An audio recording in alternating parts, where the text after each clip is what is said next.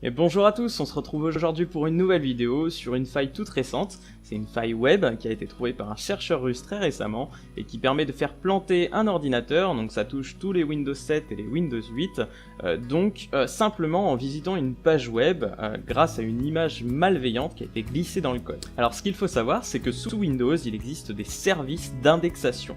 Par exemple, quand vous allez rechercher un fichier dans votre menu démarrer, ça va appeler tous les fichiers indexés par vos services d'indexation. Et donc il existe un fichier qui vit dans un milieu très hostile, à la racine de ces deux points, qui s'appelle MFT, et qui permet en fait d'indexer les fichiers qui se trouvent au même endroit que lui, c'est-à-dire à la racine de ces deux points. Et donc, ce qu'il faut savoir également, c'est que vous pouvez accéder au lecteur physique d'un poste via son adresse IP. Il vous faut évidemment vous connecter avec des informations d'identification valides pour ce poste, mais par exemple, si je veux accéder au lecteur D du poste qui se trouve en 192.168.1.14 par exemple, j'aurai juste à taper dans un explorateur Windows, donc deux anti-slash, l'adresse IP du poste, donc 1.14, anti-slash, $D pour accéder au lecteur D. Et donc de la même façon, lorsque notre page web va s'exécuter et que l'image qui est chargée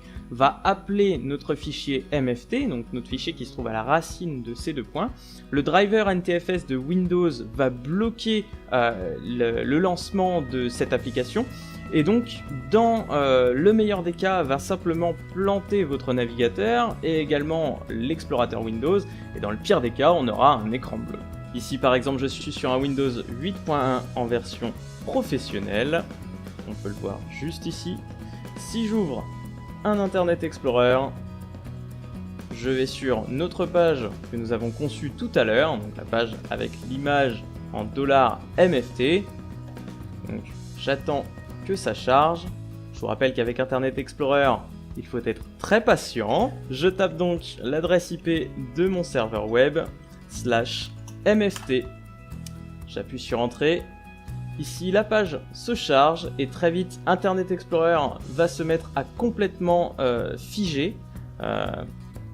Ici, par exemple, la page d'accueil de MSN ne fonctionne plus du tout. J'ai un message msn.com ne répond pas. Si je retourne sur le panneau de config et que j'essaye de taper quelque chose dans le champ de recherche, l'explorateur se met aussi à ne plus répondre. Si j'arrive ici, on voit que je n'ai absolument plus rien. Je ne peux même plus retourner sur le bureau normal, je ne peux même plus quitter l'interface métro. Et donc la seule façon de m'en sortir, c'est de redémarrer le poste. Et donc si je retente la même expérience sur un Windows 7 en version professionnelle, j'ouvre Internet Explorer, je me redirige encore vers mon serveur web, donc 66.150 sur MFT, j'appuie sur Entrée, et ici, même chose, Internet Explorer se fige, je ne peux plus cliquer sur quoi que ce soit. Ici, j'essaye de faire une recherche, l'explorateur Windows a complètement planté. Ici, si j'essaye d'accéder à tous les programmes, je n'ai plus rien du tout. Et si je laisse traîner, je vais avoir un écran bleu.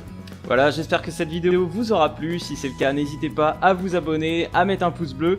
Je vous invite également à aller sur tief1.fr, mon site web, c'est en HTTPS sécurisé. Si vous avez des questions également, n'hésitez pas à me les poser par mail à processus@tief1.fr, ça s'affiche sur votre écran, ou sur Facebook, facebook.com/les-tutos de processus.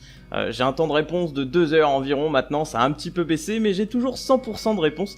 Donc voilà, je vous remercie d'être aussi nombreux sur la chaîne, ça me booste vraiment pour continuer à faire des tutos, et encore merci, et à bientôt.